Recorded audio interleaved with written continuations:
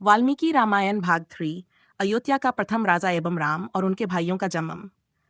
अयोध्या का प्रथम राजा महर्षि वशिष्ठ ने राजा जनक और उनके लघु भ्राता कुशध्वज के सम्मुख राजा दशरथ की कुल परंपरा का परिचय देते हुए कहा कि ब्रह्मा जी की उत्पत्ति का कारण अव्यक्त है। ये स्वयंभू हैं, नित्य, शाश्वत और अविनाशी हैं। उनसे मरीचि की उत्पत्ति हुई, मरीचि से कश्यप, कश्यप से विवस्वान, विवस्वान से वैवस्वत मनु का जन्म हुआ। मनु पहले प्रजापति थे, जिनसे इक्ष्वाकु नामक पुत्र उत्पन्न हुआ। इन इक्ष्वाकु को ही अयोध्या के प्रथम राजा के रूप में समझा गया। इक्ष्वाकु के बाद कंशी, विकुक्षी, वानरन, पृथु, त्रिशंकु, धुंधुमार, युवनाश्व, मानधाता, सुसंधि, भरत, असित, असित की विधवा, कालिंदी से सगर, असमंज, अंशुमान, दिलीप, भगीरथ, कुकुत्स्थ, रघु, प्रवृद्ध ये शाप से राक्षस हो गए थे। बाद में यही कलमाशपात के नाम से प्रसिद्ध हुए थे। शंखरन, सुदर्शन, अग्निवर्ण, शीघ्रग, मरु, प्रशुश्रक, अम्बरीश, नहुष, ययाति, नाभाग तथा अज हुए। अज से ही दशरथ का जन्म हुआ। राम और लक्ष्मण इन्हीं दशरथ के पुत्र हैं।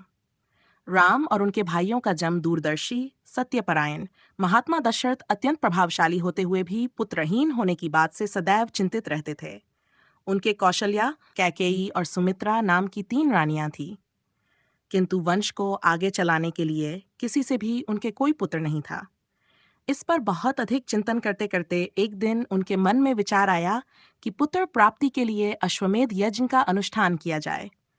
उस पर मंत्रणा करने के लिए उन्होंने वेद विद्या में पारंगत मुनियों सुयज, वामदेव, जाबाली, काश्यप तथा कुलपुरोहित वशिष्ठ जी तथा अन्य श्रेष्ठ ब्राह्मणों को बुलवाया।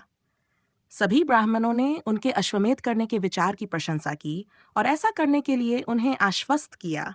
साथ ही अश्वमेध की तैयारी करने के लिए कहा। फिर वे राजा को बधाई देते हुए उनकी आज्ञा लेकर चले गए। मुनियों के जाने के बाद मंत्री सुमंत्र ने राजा दशरथ से एकांत में अश्वमेध जी के लिए मुनि कुमारिष्य शृंग को बुलवाने का निवेदन किया और उनसे प्रार्थना की कि वे यह स्वयं बुलाकर लाएं। उनकी प्रार्थना का सम्मान करते हुए राजा स्वयं ईश्य शृंग को उनकी पत्नी शांता सहित अंग देश से अयोध्या में बुलाकर लाए। ईश्य शृंग के नेतृत्व में वशिष्ठ आदि सभी श्रेष्ठ ब्राह्मणों ने सरयुंदी के तट पर तैयार की गई यज्ञ भूमि में शास्त्रोक्त विधि के अनुसार पुत्रेष्टि आरंभ किया। अवधा, नरेश ने अपनी पत्नियों के साथ यज्ञ की दीक्षा ली। देवता, सिद्ध, गंधर्व और महर्षिगण अपना अपना भाग लेने के लिए उस यज्ञ स्थल पर एकत्रित थे। उसी समय देवताओं ने ब्रह्मा जी से रावण के अत्याचारों से संसार को मुक्त करने के लिए कोई युक्ति सुझाने का निवेदन किया। ब्रह्मा जी ने देवताओं को बताया कि रावण ने उनसे देवता, गंधर्व, यक्ष तथा राक्षसों से न मारे जाने का वरदान मांगा था। मनुष्य को तुच्छ समझने के कारण उससे अवत्य होने का नहीं, इसलिए अब मनुष्य के द्वारा ही उसका वध होगा। तभी भगवान विष्णु जी भी वहां आ गए। देवताओं ने उनसे प्रार्थना की, आप धर्मज, उदार और तेजस्वी राजा दशरथ की तीनों रानियों के गर्भ से अपने 4 स्वरूप बनाकर पुत्र रूप में अवतार ग्रहण कीजिए। इस प्रकार मनुष्य रूप में प्रकट होकर आप संसार के लिए कंटरूप रावण का समरभूमि में वध कर दीजिए। इस प्रार्थना को स्वीकार कर विष्णु जी ने अपने को 4 रूपों में प्रकट करके राजा दशरथ को पिता बनाने का निश्चय किया। जब राजा दशरथ यज्ञ कर रहे थे, तभी यज्ञ कुंड में से एक विशालकाय पुरुष प्रकट हुआ। वह प्रज्वलित अग्निकील पटों के समान दैदीप्यमान था। उसके हाथ में जाम्बुंद नाम का स्वर्ण की बनी हुई एक बड़ी परात थी, जो चांदी के ढक्कन से अटकी हुई थी। उसमें दिव्य खीर भरी हुई थी। उसने स्वयं को प्रजापति लोक का पुरुष बताया और राजा से स्वयं देवताओं द्वारा बनाई गई दिव्य खीर को स्वीकारने और उसे अपनी पत्नियों को खिलाने के लिए कहा, ताकि इससे उन्हें अनेक पुत्रों की प्राप्ति हो सके। इसके बाद वह कांतिमान पुरुष अंतर्धान हो गया। राजा ने उस पुरुष की बात को मानते हुए उस खीर का आधा भाग कौशल्या को दे दिया।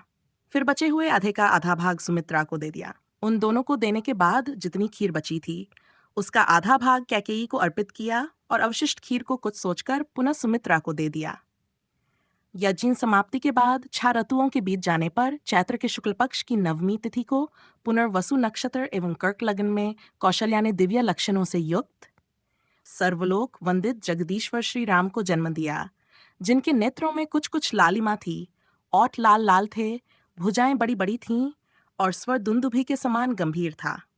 कैकेयी ने सत्यवादी, पराक्रमी भरत को और सुमित्रा ने लक्ष्मण व शत्रुघ्न को जन्म दिया। धन्यवाद। अगला भाग लंका तथा रावण द्वारा उसकी प्राप्ति एवं गौतम मुनि और अहल्या प्रसंग सुनने के लिए चैनल सब्सक्राइब करें। जय सिया राम।